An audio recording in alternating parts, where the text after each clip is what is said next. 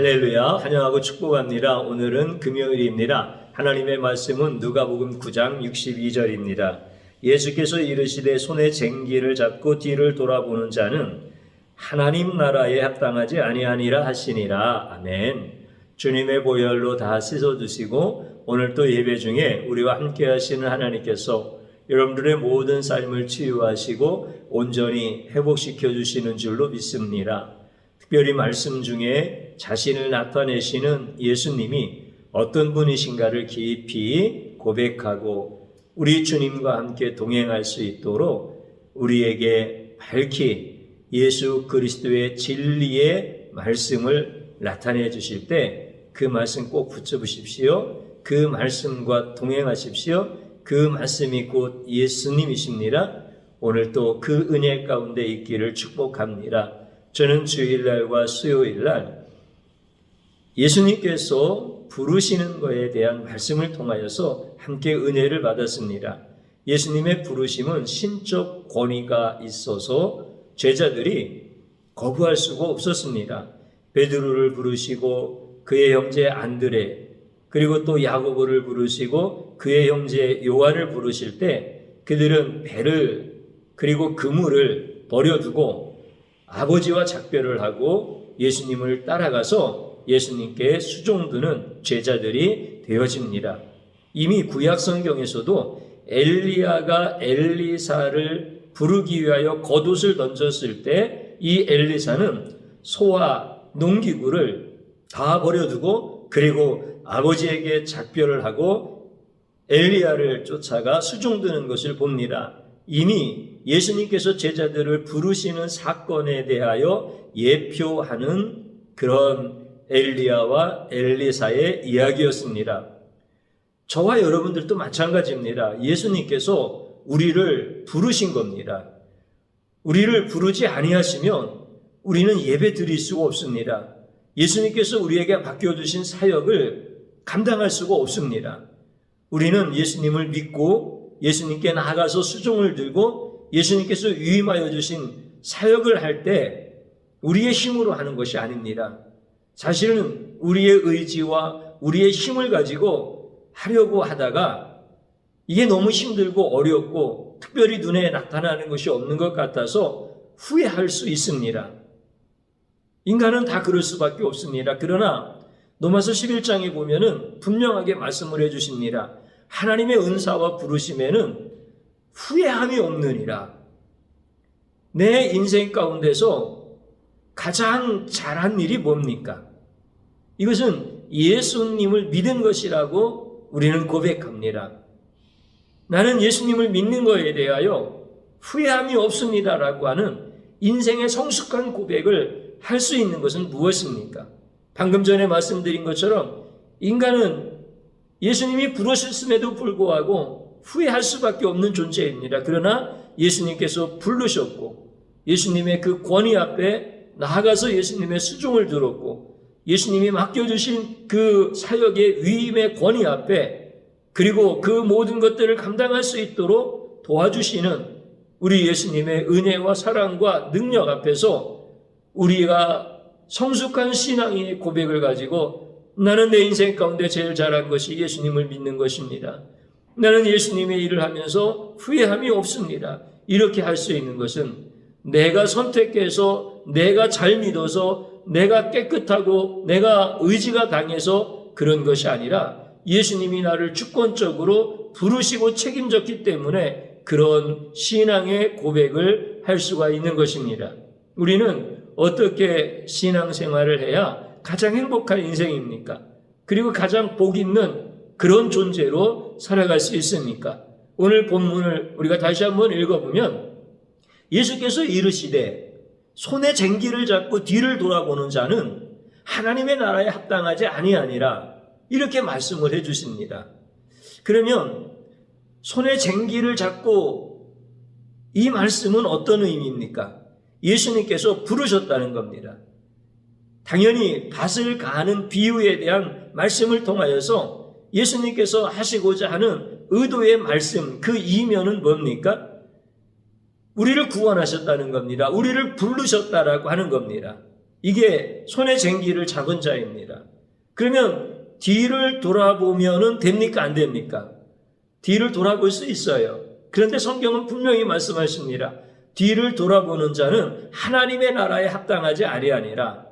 하나님의 나라에 합당하지 아니하다라고 하는 것은 구원받지 못한다라고 하는 뜻입니다. 이것은 우리가 열심히 노력을 해서 구원을 받을 수 있다라고 하는 이런 의미의 말씀이 아니라 예수님께서 부르셔서 그분 앞에 나아간 자들은 우리 예수님께서 구원해 주시는 거예요. 그러면은 우리는 쟁기를 잡은 자가 뒤를 돌아보는 것은 성도로서 마땅하지 않은 삶이라는 거예요. 쟁기를 잡고 뒤를 돌아보면은 하나님 나라에 합당하지 않다는 거예요. 하나님께서 구원하신 자는 쟁기를 잡고 뒤를 돌아보는 어리석은 삶을 살지 않는다는 거예요. 쟁기를 잡은 자는 뒤 안 돌아봅니다. 왜 그러냐면은 골이 삐뚤빼뚤 되어지기 때문에 그렇습니다. 나는 어렸을 때 시골에 살았기 때문에 쟁기 잡고 밭을 가는 어른들을 많이 봤습니다. 그리고 어린 저에게도 그런 기회를 주셔서 쟁기를 잡아본 적이 있습니다. 쟁기 잡는 거 굉장히 어렵습니다. 알석과 끌고 가는데 내가 뭘 힘들어 이렇게 생각하실 분이 있겠지만은 쟁기를 깊이 대느냐 쟁기를 얕게 대느냐 이런 것은 굉장히 쟁기 잡은 자가 기술이 요하는 겁니다. 깊이 쟁기를 조금 대면은 소가 끌지를 못하는 거예요. 그리고 너무 깊이 됐나 보다 생각하고 쟁기의 끝을 좀 들게 되어져서 얕게 되어지면 소는 정상적인 힘으로 막 힘을 주고 끌고 있는데 쟁기에는 힘이 덜 들어가게 되어지니까 쟁기가 확 나갑니다. 그러면 쟁기에 가슴을 부딪히기도 하고 뭐 이런 여러 가지 이건 굉장히 기술적인 부분이 필요해요. 그런데 그런 기술을 익혔다 하더라도 뒤를 돌아보면 안 됩니다. 근데 쟁기를 처음 잡는 어린아이와 같은 저와 같은 사람들이라든가 뭐 어른이라고 하더라도 초보자들은 뒤를 자꾸 돌아봅니다. 왜냐하면 내가 지금 제대로 하고 있는가? 저 역시도 마찬가지입니다. 그렇게 했습니다. 그랬더니 쟁기 잡는 기술을 조금 습득하고 나니까 하시는 말씀이 뒤 돌아보지 말아라. 앞에를 봐라. 이렇게 말씀하시는데 앞에를 본다라고 하는 게 이게 생각처럼 쉽지 않습니다. 앞을 본다라고 하는 것 그 자체가 개념 자체가 나한테는 없는 겁니다. 그러니까 앞을 보라고 말씀하시는데 제가 보지 못하니까 그 다음에 하신 말씀이 지금도 생각납니다. 앞에 있는 큰 나무를 보고 가라는 거예요. 앞에 실제 미루나무 큰 게 있었습니다. 그거를 보고 가라는 거예요. 그랬더니 이게 무슨 뜻인가라고 하는 걸 알겠더라고요. 쟁기 잡고 뒤를 돌아보지 않는다라고 하는 의미가 그런 겁니다. 세상에 쟁기를 잡고 뒤를 돌아보는 자는 한 사람도 없는 겁니다.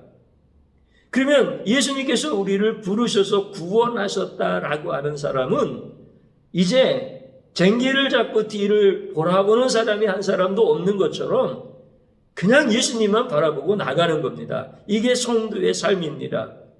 만약에 뒤를 돌아보면은 구원을 잃어버리는 거예요.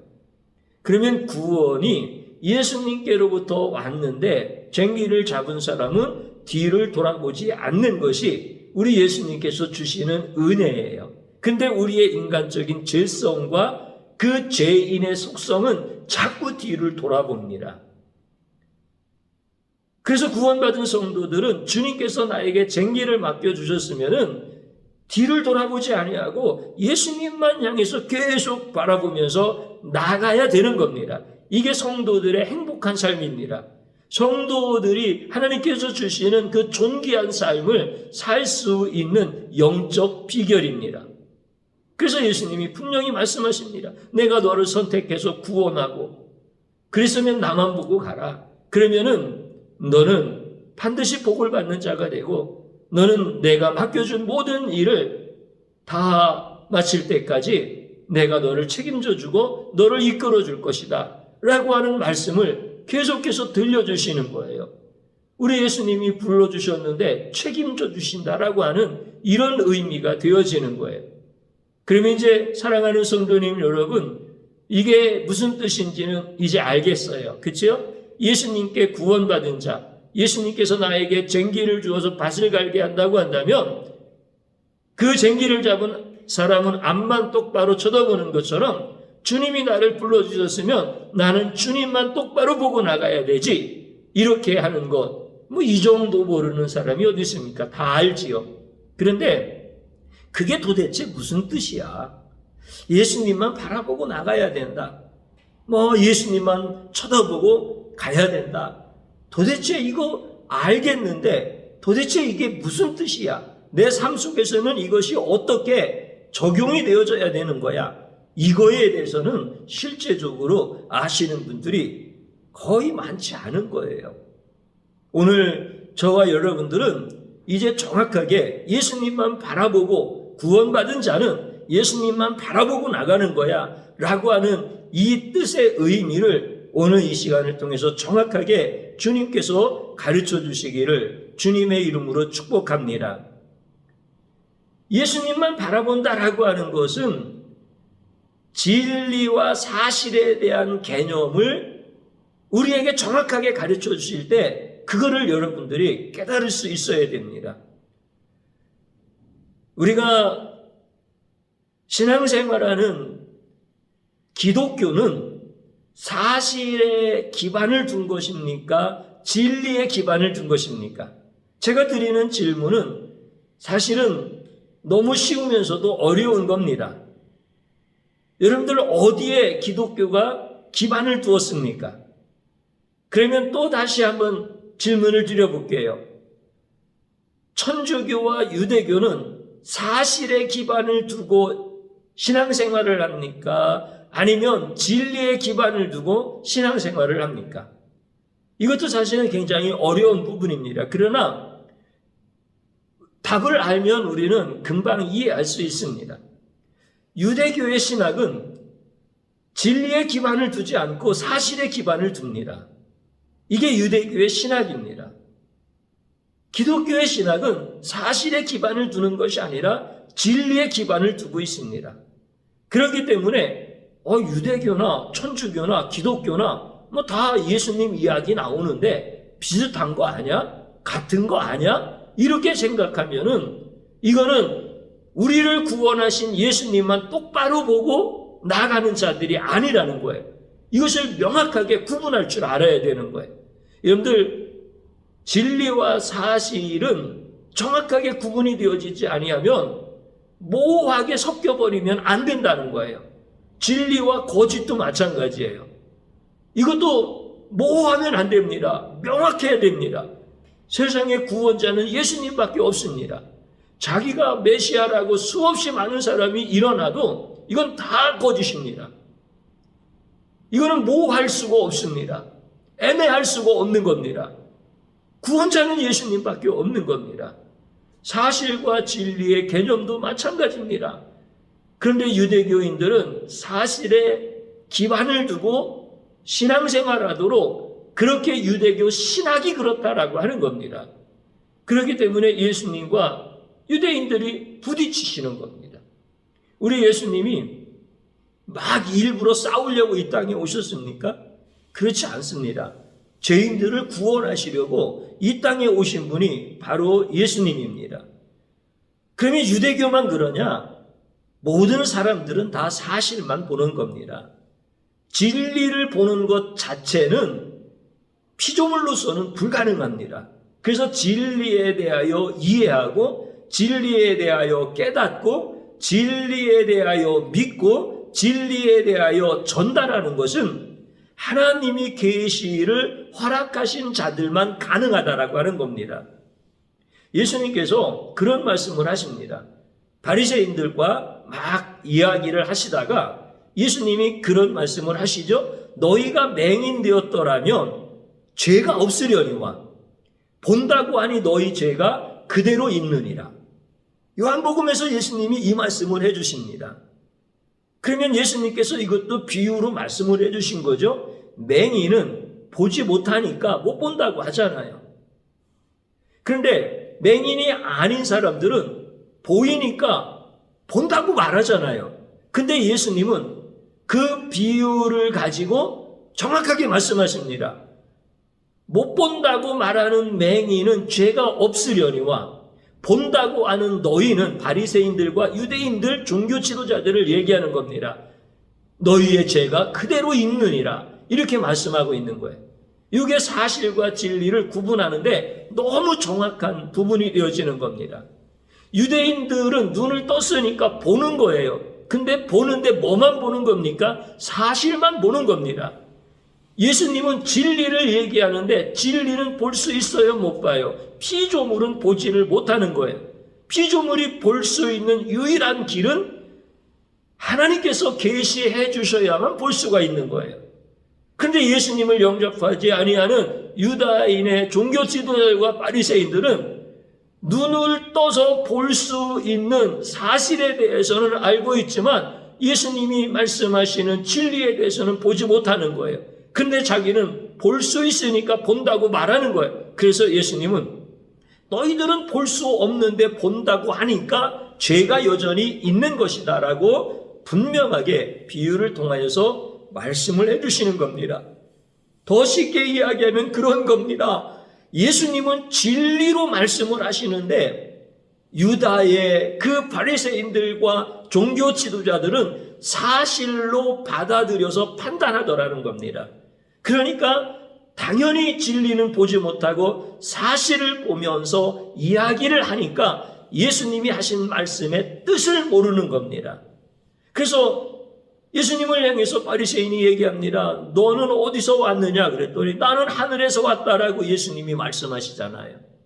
그랬더니 그 사람들이 예수님이 하신 말씀을 사실에 기반해서 들어보니까 이거는 잘못된 거예요.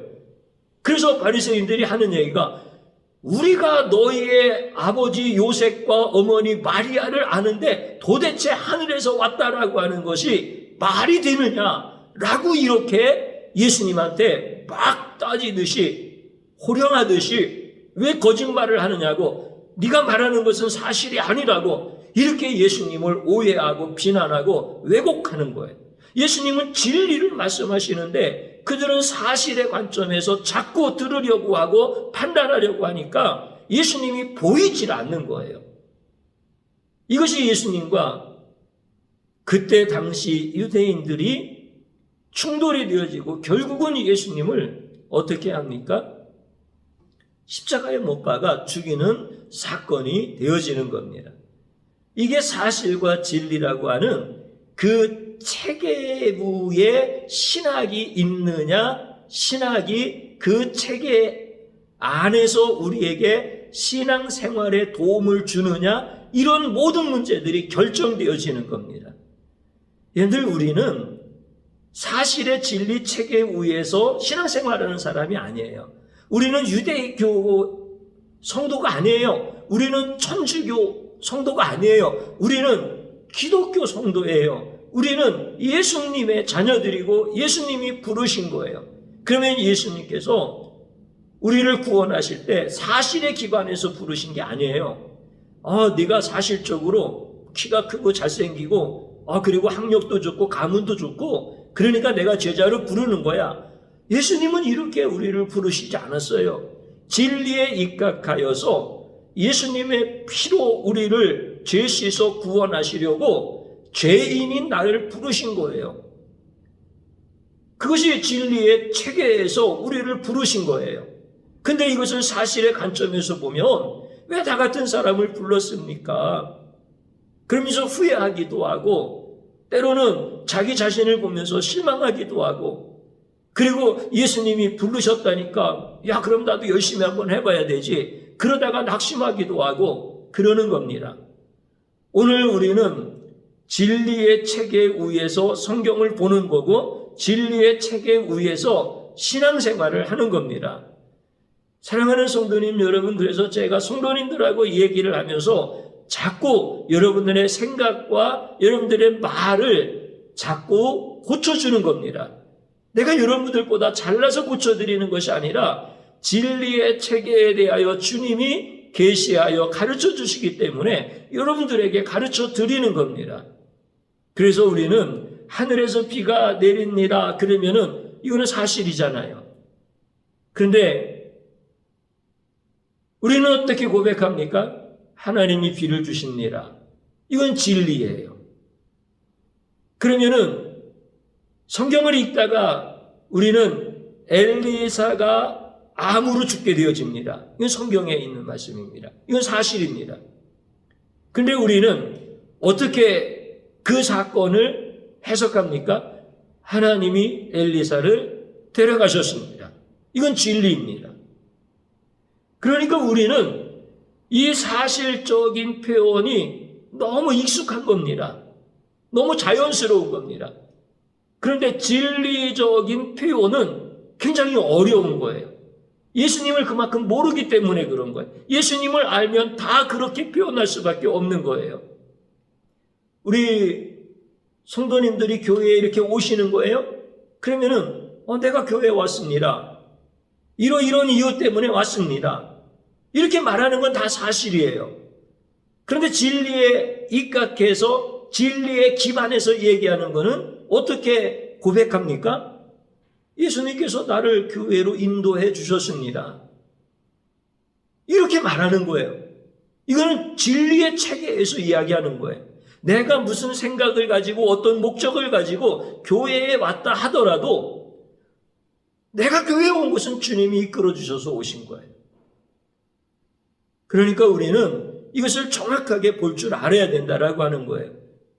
이것이 바로 신앙생활하는데 너무 중요한 부분들입니다. 성도님들마다 신앙생활하려면 예수님만 똑바로 쳐다보고 가면 돼. 이거 다 알아요.